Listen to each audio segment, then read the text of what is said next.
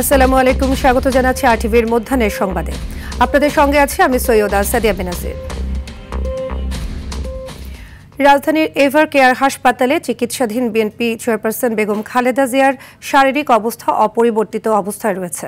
বর্তমানে দেশের একদল বিশেষজ্ঞ চিকিৎসক, আমেরিকার জনস হপকিন্স হাসপাতালের চিকিৎসক এবং লন্ডন ক্লিনিকের বিশেষজ্ঞ চিকিৎসকদের সমন্বয়ে গঠিত মেডিকেল বোর্ডের অধীনে খালেদা জিয়ার চিকিৎসা চলছে। এর সাথে যোগ দিয়েছেন চীনের বিশেষজ্ঞ দল। এদিকে সোমবার রাতে খালেদা জিয়াকে রাষ্ট্রীয় গুরুত্বপূর্ণ ব্যক্তি হিসেবে ঘোষণা করার পর এভার কেয়ার হাসপাতালে বাড়তি নিরাপত্তা ব্যবস্থা জোরদার করেছে পুলিশ।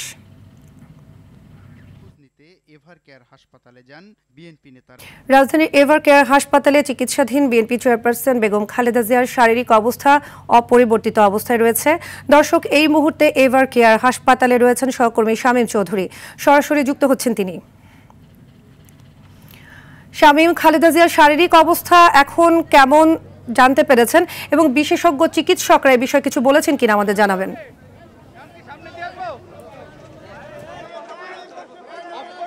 জি সাদিয়া, আপনি যেমনটা জানেন যে বেগম খালেদা জিয়ার শারীরিক অবস্থা কিন্তু অপরিবর্তিত রয়েছে। বিএনপির পক্ষ থেকে এখন পর্যন্ত আমরা এটাই জানতে পেরেছি এবং আমরা জেনেছি যে গতকালকে বিএনপি চেয়ারপারসনের চিকিৎসার জন্য 5 সদস্যের একটি চীনা চিকিৎসক দল এভার কেয়ার হাসপাতালে এসে পৌঁছেছেন এবং মূল দল আজকে এসে পৌঁছানোর কথা রয়েছে।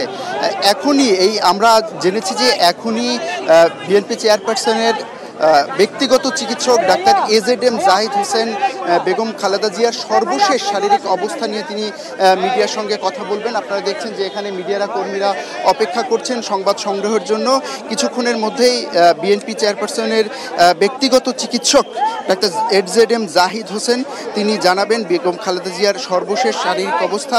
তিনি জানাবেন যে আসলে বেগম খালেদা জিয়ার শরীর আগের থেকে একটু স্টেবল হয়েছে কিনা এবং চিকিৎসক দল তাকে বিদেশে যাওয়ার জন্য তার আসলে যে শারীরিক সক্ষমতা প্রয়োজন, যে সুস্থ থাকা প্রয়োজন, সেই পরিমাণ সুস্থ তিনি হয়েছেন কিনা এখনই ডাক্তার জাহিদ আমাদেরকে জানাবেন। এবং চীন থেকে যে 5 সদস্যের চিকিৎসক দল এসেছেন তারা এখন পর্যন্ত বর্তমানে যারা বেগম খালেদা জিয়ার চিকিৎসা করছেন দেশি বিদেশি চিকিৎসকদের সমন্বয়ে, তাদের সঙ্গে সেই চীনা প্রতিনিধি দল কথা বলেছেন কিনা বা কখন বৈঠক করবেন, কখন থেকে চিকিৎসা শুরু করবেন সেই বিষয়ে কিন্তু এখন পর্যন্ত আমরা জানি না। এটা আনুষ্ঠানিক বিবৃতির মাধ্যমে ডাক্তার জাহিদ কিছুক্ষণের মধ্যেই জানাবেন এবং আমরা জানতে পারবো যে 5 জন আরও আসার পরে আরও যে কয়জন এখানে চিকিৎসক দল অর্থাৎ মূল চিকিৎসক দল যারা এখানে আসবেন তারা কখন নাগাদ এখানে পৌঁছাবেন এবং কখন নাগাদ এই যে যারা এখন বর্তমানে চিকিৎসায় রয়েছেন তাদের সঙ্গে চিকিৎসায় যুক্ত হবেন সেই বিষয়টাও কিন্তু আমরা কিছুক্ষণের মধ্যে জানতে পারবো যখন বেগম জিয়ার ব্যক্তিগত চিকিৎসক ডাক্তার এজেডএম জাহিদ হোসেন এই এসে সরাসরি সাংবাদিকদের সঙ্গে কথা বলবেন। আপনারা দেখতে পাচ্ছেন যে এখানে কিন্তু আজকে মোটামুটি নেতাকর্মীদের বেশ ভিড় লক্ষ্য করা গেছে। সকালবেলা আমরা যখন এসেছিলাম তখন কিন্তু নেতাকর্মীদের তেমন একটা ভিড় লক্ষ্য করতে পারিনি, কিন্তু যখন বেলা বেড়েছে আস্তে আস্তে কিন্তু বেগম খালেদা জিয়ার শারীরিক খোঁজখবর নেওয়ার জন্য বিএনপির নেতাকর্মীরা এখানে এসে ভিড় করেছেন। আপনারা দেখতে পাচ্ছেন যে বেগম খালেদা জিয়ার শারীরিক স্বাস্থ্যের কথা জানাতে কিন্তু কিছুক্ষণের মধ্যেই ডাক্তার এজেডএম জাহিদ হোসেন এখানে উপস্থিত হবেন এবং কথা বলবেন। আমরা যারা সংবাদকর্মী এখানে রয়েছি তারা কিন্তু অপেক্ষায় রয়েছি ডক্টর এজেডএম জাহিদ হোসেন কখন আসবেন এবং কখন তিনি বেগম খালেদা জিয়ার সর্বশেষ পরিস্থিতি সম্পর্কে আমাদেরকে জানাবেন। তো সাদিয়া, এই ছিল এখান থেকে সর্বশেষ। ধন্যবাদ শামীম। কক্সবাজার ও পার্শ্ববর্তী পার্বত্য চট্টগ্রাম ও চট্টগ্রাম শহরে ভূমিকম্প অনুভূত হয়েছে। সোমবার দিবাগত রাত 12:57 চট্টগ্রাম, কক্সবাজার শহর, উখিয়া ও চকরিয়ায় ভূমিকম্প অনুভূত হয়েছে। স্থানীয়রা জানান কম্পনের স্থায়িত্ব ছিল কয়েক সেকেন্ড। তবে এ ভূমিকম্পে এখন পর্যন্ত কোনো ক্ষয়ক্ষতির তথ্য পাওয়া যায়নি। ভূমিকম্পের তথ্য প্রদানকারী আন্তর্জাতিক সংস্থা ইউরোপিয়ান মেডিটেরিয়ান সিসমোলজিক্যাল সেন্টার তাদের ওয়েবসাইটে সর্বশেষ তথ্যে জানিয়েছে 4.9 মাত্রার এ ভূমিকম্পের উৎপত্তিস্থল ছিল মিয়ানমার।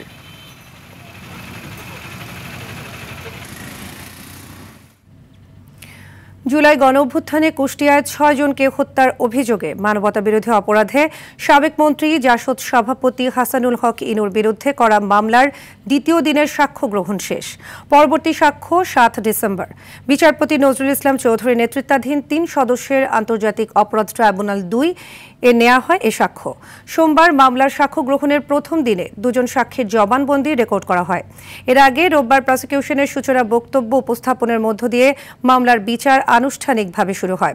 একই ট্রাইব্যুনালে সাভারের আশুলিয়ায় ৬ লাশ পোড়ানো সহ ৭ জনকে হত্যা মামলায়ও সাক্ষ্য গ্রহণ আজ। এদিকে ট্রাইব্যুনাল ১-এ রামপুরায় কার্নিশে ঝুলে থাকা এক ব্যক্তিকে গুলি করা সহ ২ জনকে হত্যা মামলায় সাক্ষ্য নেওয়া হবে আজ। সকালে ইনু সহ এসব মামলায় গ্রেপ্তার আসামিদের ট্রাইব্যুনালে হাজির করা হয়।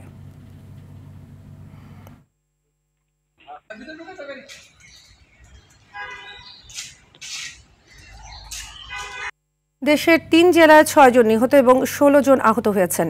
সকালে ঢাকা ভাঙ্গা এক্সপ্রেসওয়ের মাদারীপুরের শিবচরের আরিয়ালখা সেতুর ওপরে ভাঙামুখী লেনে বাস ও ট্রাকের সংঘর্ষে ৩ জন নিহত হয়েছেন।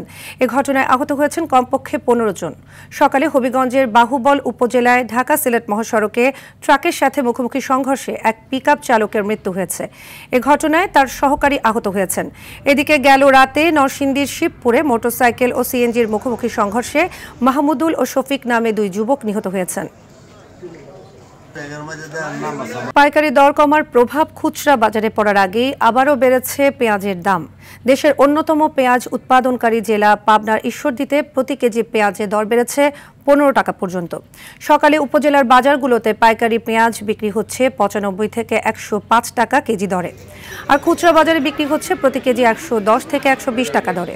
ভোক্তারা বলছেন পেঁয়াজের ঘাটতি না থাকা সত্ত্বেও সিন্ডিকেট করে বাড়ানো হচ্ছে দাম। আর বাজারে নতুন পেঁয়াজের সরবরাহ বাড়লে দাম নিয়ন্ত্রণে আসবে বলে জানিয়েছেন ব্যবসায়ীরা।